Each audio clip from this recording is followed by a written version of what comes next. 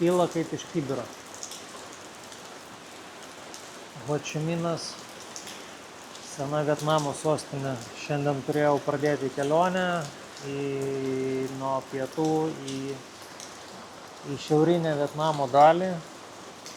Planuoju važiuoti visą šalį.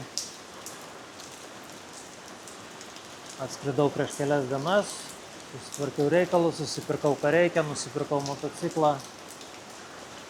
Ir planuoju šiandien išjudėti jau, tik tai lyja kaip iš kibiro jau 3 valandas ir niekaip negaliu pajudėti. Tai va, šiandien planas buvo nuvažiuoti į Kučį tunelius, netoli Hočimino. Karo laikų tunelių tinklas, apie gal porą šimtų kilometrų tie tuneliai tęsiasi. Žmonės ten slėpdavosi, maistą laikydavo, ginklus slėpdavo, saugodavo. Norėjau ir dar vis kol kas noriu nuvažiuoti iki ten, pažiūrėti, kaip kas atrodo. Atsakiau, nusipirkau, ką reikėjo nusipirkti, nusipirkau motociklą. Motociklas atrodo taip. –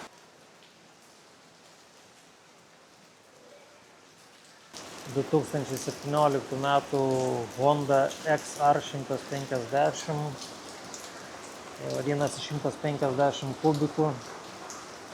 Toks kaip motoroleris, realiai. Tai gal pravažumas didesnis. Ir su šito motociklu bandysiu draugauti, keliauti visą Vietnamą kiek įmanoma. Pagaliau pajudėjau. Dabar kažkaip reikia išvažiuoti iš miesto.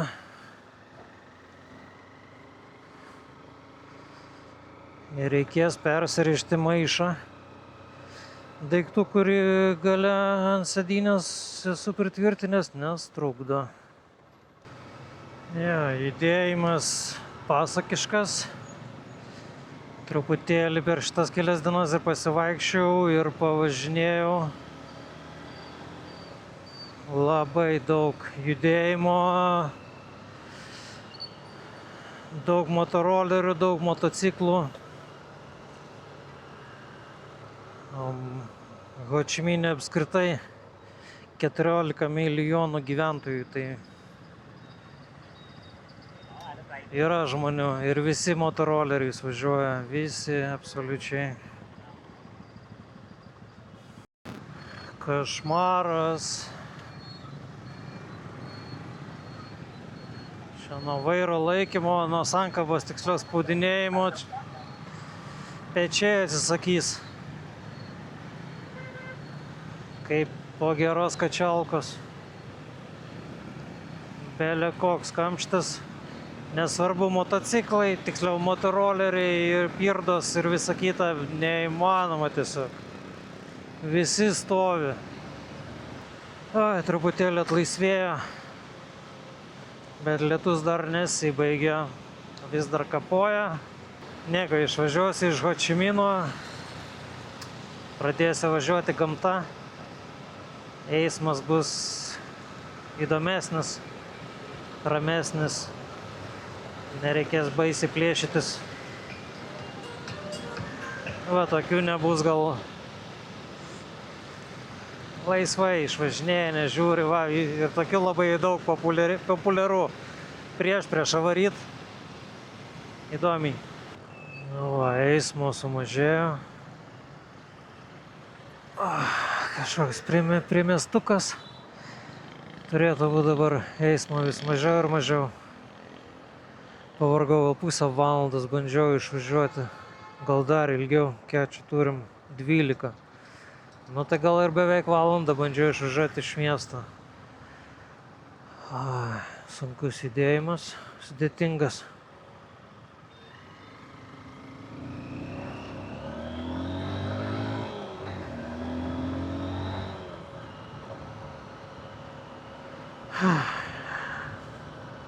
Dabar galėsiu atsikvėpti ir nebelyja.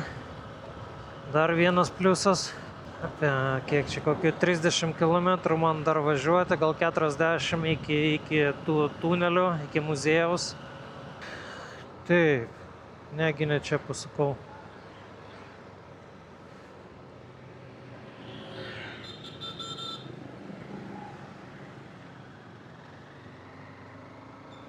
Aha, buvau ne tam pasukęs.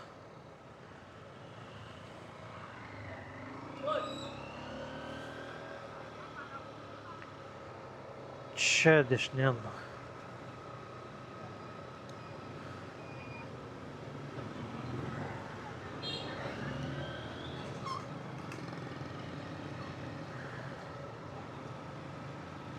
Va, dabar turėtų būti gerai. Kvapų, kvapelių, visi kažką kepa, kažką parduoda. Banh mi, bandelės tradicinės, tokie kaip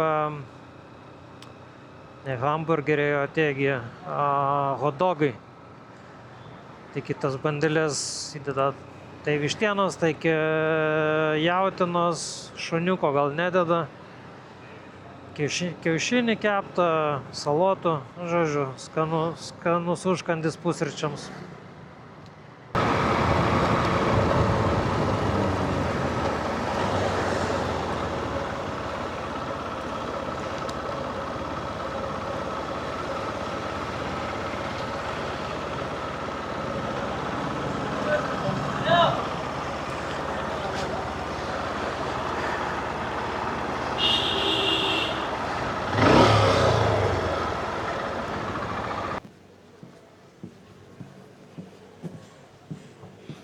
Bilietas įsigytas, 125 000 pinigų.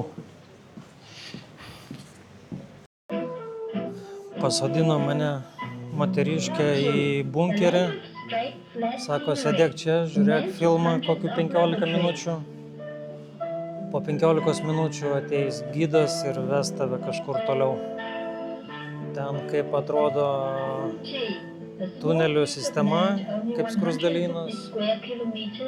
Dešinėje pusėje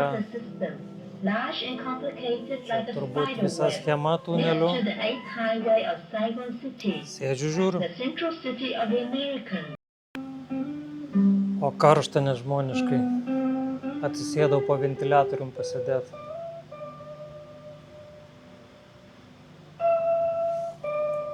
Jis varva per visus galus. Matai, va, bunkeris čia kažkoks atrodo. A want for revenge from her family, her country, and so many fighters faces appearing above ground with their rifles and grenades, and over 100 attacks per day of the well-trained soldiers. But by counterattacks and ambush, things fools killed nearly 118 Americans. Those are the fighters of Phạm Văn Cội, well-trained and a love for his comrades, a hatred of U.S. bombs and bullets. He used his intelligence and rifles to destroy planes, using the right time to charge right into the enemy's hangout.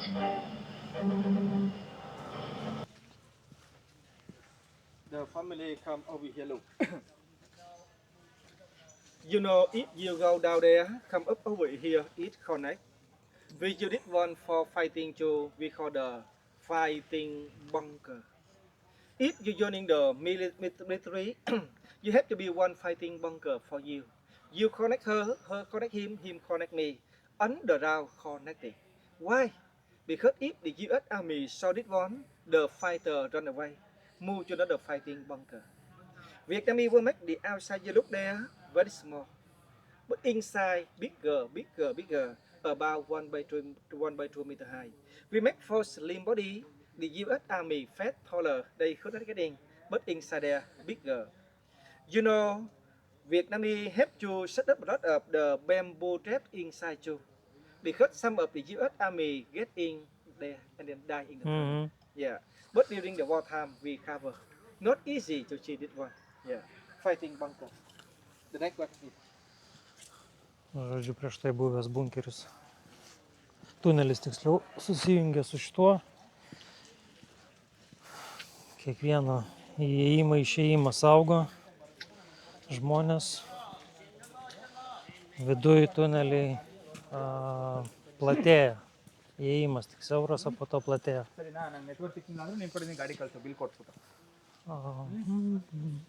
From the view here, the model look like real. We call this one the local fighter of the Vietnamese communist. Now we follow the communism same in the wartime. You know, in the Vietnam War, not only men, women have to hold the gun war against the US. Uniform, we wore two color only, ring for men, girl black color. It's very good for cover like live in the jungle. Vietnamese work in the wartime by the shoe like me. We recycle from car tire. Because long time for fighting, no more shoe have to recycle. You know 5 p.m., 6 p.m., the US Army couldn't see. They came back to the military by far from here. Vietnamese from tunnel came up outside for relax, eating, drinking, right information. We have to move to the village far from jungle. We collect some food and weapons from village and back the jungle the morning. The night time, we came up outside. The morning we have to go down for fighting because the morning the US Army came here. The from the Julia family belong to belong to American GI. The name M41 were destroyed over here in the wartime. You know, Vietnamese set up a lot of the landmark in the jungle. Were destroyed about 200 this one, not only over here. Have the name M113, M41, and M48. There, M41. Okay, you can look at that. Take some photo from US. Vietnamese have, but we supply from this.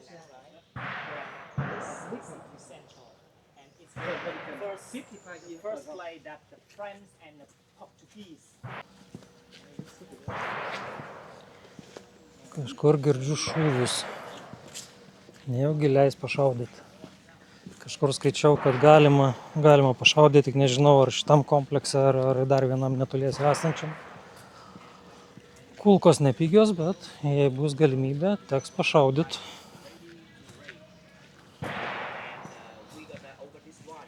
The family come here. Look, the next one, please. The first trap is gonna start to their head, to their and the second one is stuck to their feet. Deeply coming here. Yeah, this one we call Family come. jab. You know, Vietnamese have to collect a lot of the metal bomb shrapnel from US recycle. We call the booby trap. The first one of them sticking trap have for booby trap inside, high in the earth. The outside we cover very well, gut and leaf. You know, the US Army came here, nobody knows. Have to fell down there. I'm sorry, not easy. So that the booby trap inside, get out, would hit the body. That inside the house very easy. We use this one for fighting in the water. Next one, the sleeping arm big trap. We cover.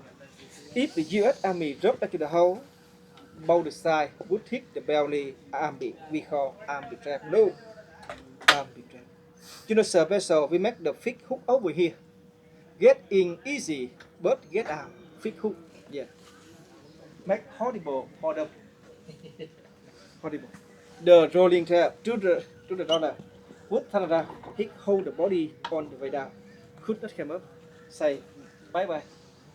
Čia galėtų būti scenarijus Next one, 50 wing down atspalvių. there. We should have like the wing down. Booby trap, left, right, zigzag, put pick the leg on the bum. Go up the middle. Wing down there. The folding chair. Look like the finger drop climb out. Look. Folding chair. This one similar from the first one. Here, the name figure. We put down it in the hole half meter deep. If the US Army walk the foot move to the hole, fit hook inside, say hello, got back inside. Next one, the sea shaded turn around, hit the head back to right. All types of booby trap for fighting on the battlefield. It has effective. This one we set up behind the main door in the village. Why? Because American soldiers moved to the village fighting. If one of them open door, it from ceiling drop down hit to the front very quick. Some of US Army use rifle shoot up, but they couldn't see second one. It up, you know, hit to the bottom. No more honeymoon. Hiệp đi. Make up cái này. Look like the rambutan about 10 kilo hang on the tree. Rub down hit the body. You know what happened? The booby trap very sharp. Yeah. Jo, galėtų panaudoti naujam filme 50 kokių nors atspalvių.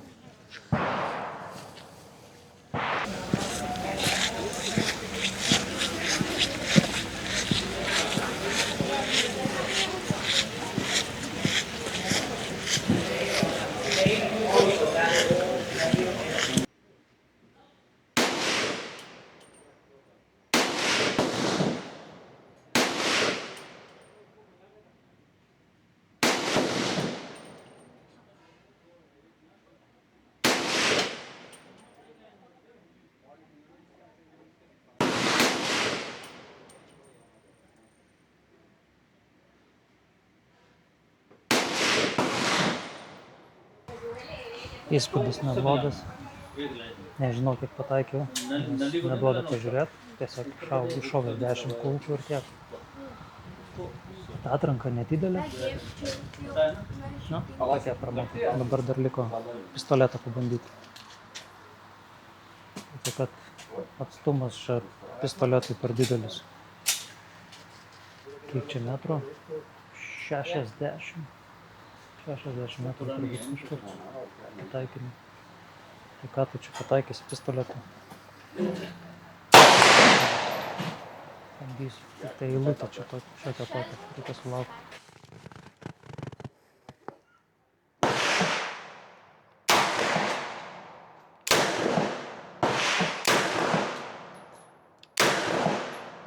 Taip ir baigėsi pašaudymas. Eisim toliau tunelį ieškoti. Nesąmonė, ginklai. Na, aišku, dėl saugumo jie pritvirtinti. Bet nėra laisvumo, negali pajaust ginklų rankoje normaliai. Taip. 40 euriukų, 10 šovinių su karabinu, 10 su pistoletu. Nu, toliau į tunelį. Ką, lendam į tunelį.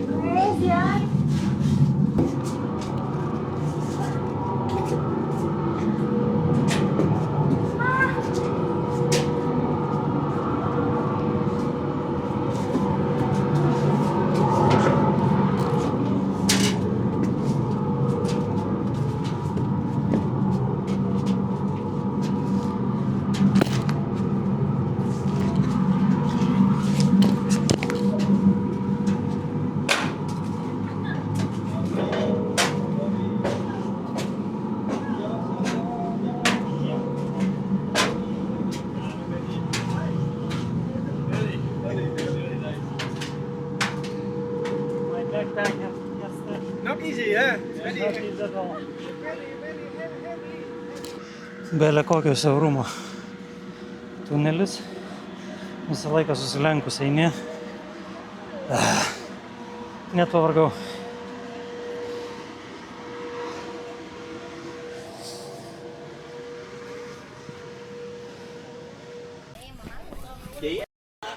Kažką duos paragaut.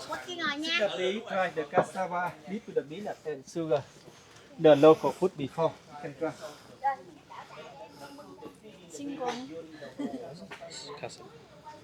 Cheers. Cheers, man.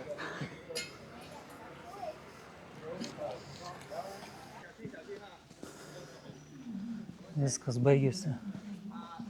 Baigėsi tuneliai. Baigėsi ekskursija. Galima važiuoti. Susipakuoju motociklą. Atsisėdu ir važiuoju tolyn. Pažiūrėsim, kiek čia man važiuoti šiandien pagal planą. Spėju kokios 4 valandas važiavimo. Bet turbūt ilgiau, nes čia Vietnamas. 50-60 greičiau nevažiuosiu. Tai kokias 7 valandas toks važiuoti. Pusę velnio visai. Įspūdžiai.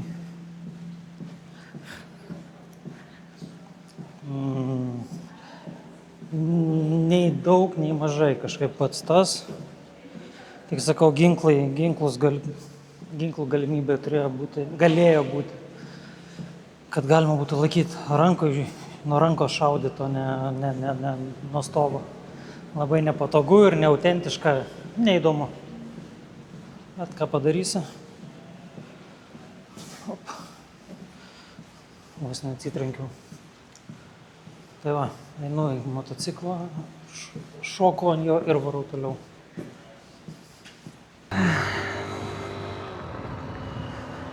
Tunelį apžiūrėti. Motociklą vietoje radau. Viskas ramu.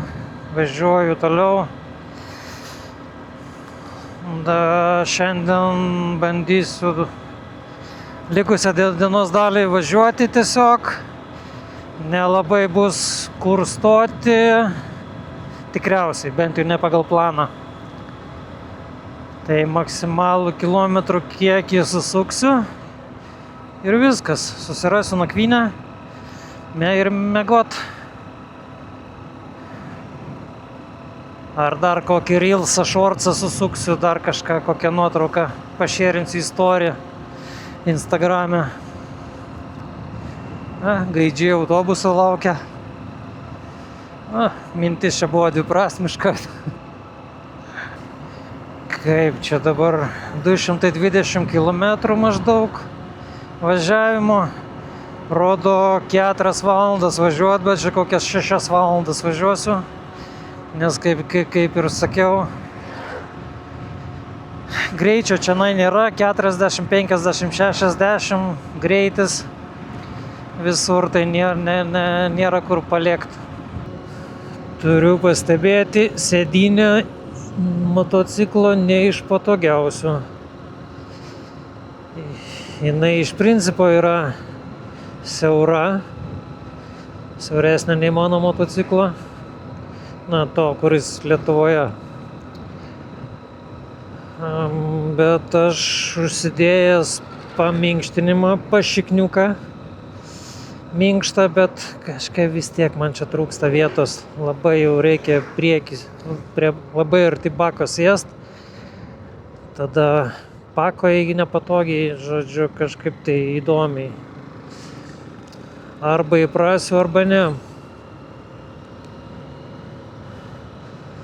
Dar vienas įdomus faktas, pastebėjau, čia net tokiuose kaimeliuose kaip šis, autobusų stotelėse elektroninė švieslentė kaba, kurioje galima matyti, kada koks autobusas ir kada atvažiuos. Troleibusai turbūt nevažiuoja čia. Aš galvoju, kad gal visai ir neblogas tripas bus čia visą kelią važiuoti 60, neperskubant. Besimėgaujant gal visai ir neblogai. Žinoma, jau jaučiu, kad daiktų galbūt būsiu per daug prisikrovęs, nors stengiausi minimaliai visko dėtis, bet pakankamai nemažai gavosi. Ant galinės sėdynės maišas su daiktais, ant pečių kuprinė, kompiuteris, dronas, dar visokie reikalai, tai kuprinė pakankamai sunki. Į maišą daiktai iš kuprinės netelpa jau, bet kartu ir jokios nuostabos čia nėra, nes žadu bent jau keliose vietose statytis palatkę. apsistoti kažkur gamtoje, ten kur gražus vaizdai, turiu porą vietų nusimatęs. Tai va dėl to ir daiktų nemažai. Palapinė, miegmaišis, čiužinys, tai užima turio. Iš Lietuvos atsiskraidinau.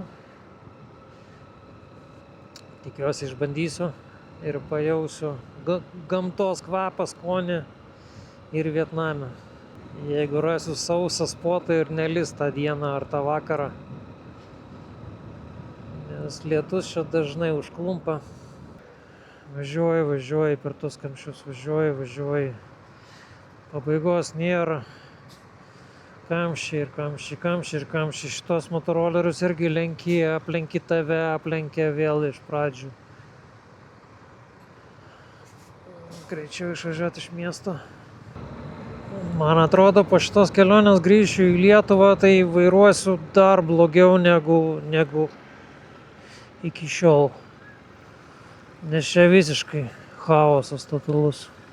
Ir pats dalyvauju tame chaose, irgi taip pat chaotiškai elgiuosi, nesuprantu kartais, kaip aš čia iš priešpriešos, gerai. Nu, kaip mes toliau važiuojam. Lemba. Jau nespėjau net žiūrėti tų motorolerių ir mašinų, visko aplinkui. Va, prašau. Karočią, va, dar sustojo vienas.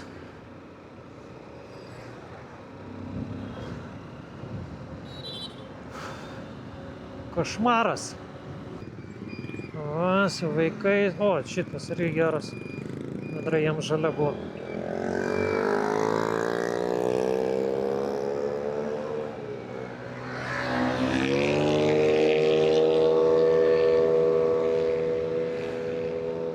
Nebežinau, kaip čia važiuoti. Bet ką. Ir dar užpakalį jau nusėdėjau šiandien. Kiek aš jau važiuoju? 5-6 valandas kažkur. Pakilsim. Kodėl pakilsiu. Ir kažką gal pamatysiu. Aš matau, kamerą nežinau. Labai plati upė ir molio spalvos.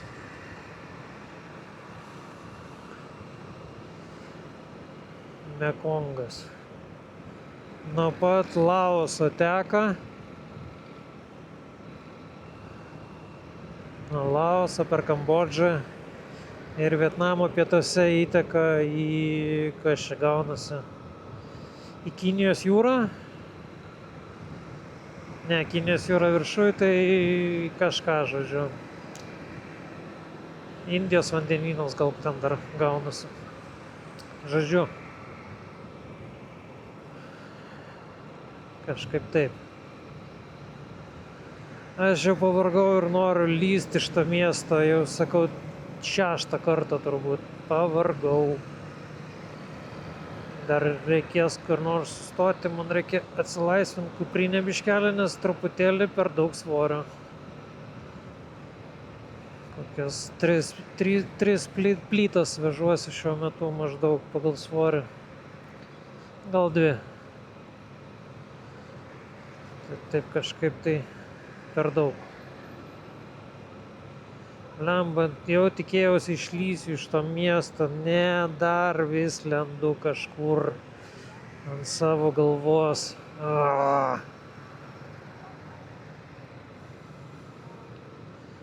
Žodžiu, paskui visus važiuoju. Man kažkaip tai dešiniau.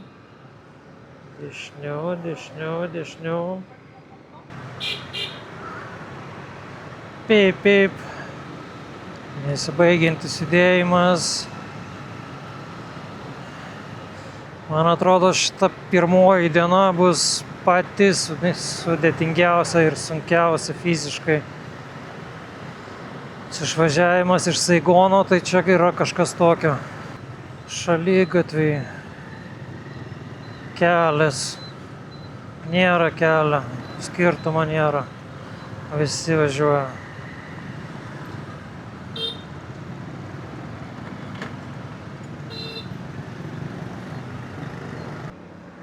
Jau tamsta. O aš dar, kaip čia pasakyti gražiai, važinėjusi po apylinkės kažkur.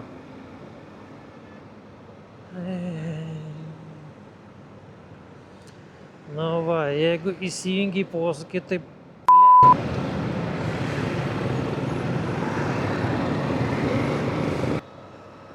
vargiai aš šiandien kažkur nuvažiuosiu toli.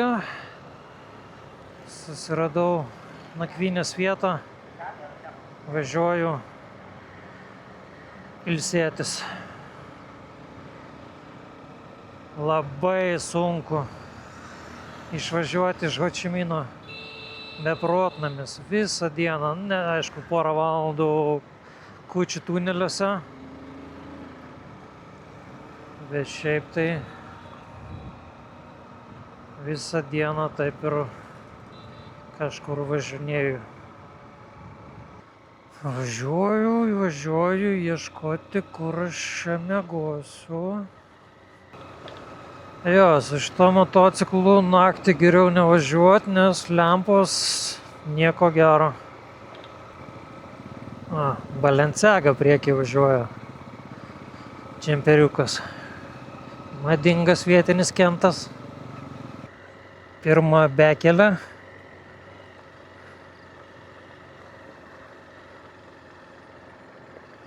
Ir aš jau kažkur netoliese. Kartais gerai yra sustot pasiklaust. Pasirodo, čia dar toliau truputėlį reikia važiuoti. Nei kad nurodytas adresas.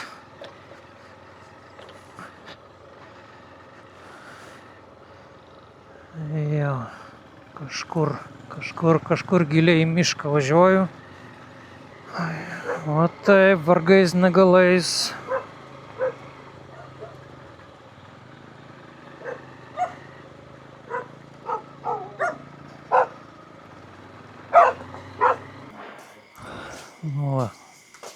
Pasikvietė mane vakarienės, vietiniai žmonės, čia toks maistas, paragausim, pažiūrėsim. Jackfruit, banana flour. Banana flour? Yes, you can put it. Okay. You show me how to eat, okay? Because I never done that, so I will do the same like you, okay?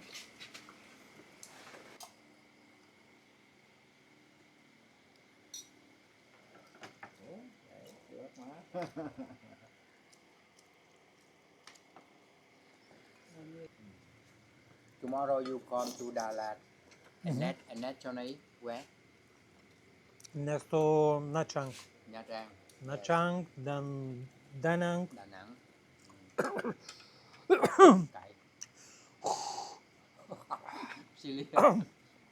A little bit, but straight into the throat.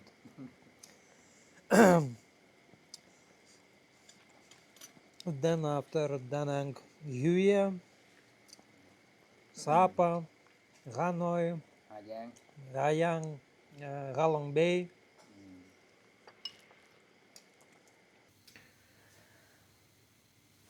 Pavalgiau su vietiniais. Viskas, grįžau į kambarį. Dabar galima ilsėtis, uždarinėti dieną. Pasirodo, užsibukinau homestėjų, tai pas kažką namuose. Namuose apsistojau. Pitakas. 5 eurai naktis. Nieko čia įspūdingo, čia nieko kažko, bet lova yra, nors čiužinys nelabai patogus. Ir viskas, kondiškė svarbiausia yra. Diena belė kokia sunki buvo. Nieko nenuvažiavau, gal 100-150 km. Iš Ho Či Mino neįmanoma išvažiuoti, tiesiog motociklų, motorolerių, mašinų, kamščiai, šviesoforai. Sunkiausia diena šiandien tikrai. Manau, kad daugiau tokių sunkių dienų neturėsiu. Reikia pailsėti dabar ir rytoj anksti keltis, važiuoti toliau. Vakarienė įdomi buvo. Čia vietiniai pasiūlė kašarą atėjo. Kur tu čia slėpiesi? Va. Va tai va. Homstėjaus šeimininkai pasiūlė vakarienę kartu, kas čia yra populiaru Vietname pavalgyti. Tai tradicinis maistas, tai kas mums čia žinoma, tai ryžiai aišku, virtas jackfruitas kažkaip, tai taip gavosi, po to dar kažkas net nesupratau, kas ten, žodžiu, kažkokie žalumynai. Ir labai nustebino panašus į koldūnus virtus, bet ta tokia, nežinau, netešla, o ta masė permatoma. Kas koldūno viduje irgi virtinio, viduje tai irgi neįsivaizduoju, bet ne mėsa, buvo skanu. Nu, jeigu ne mėsa, vadinasi ir ne šuniukas. Nieko, skaniai pavalgiau. Ir viskas, ir uždarom vakarą šiandien, rytoj laukia toliau reikalai.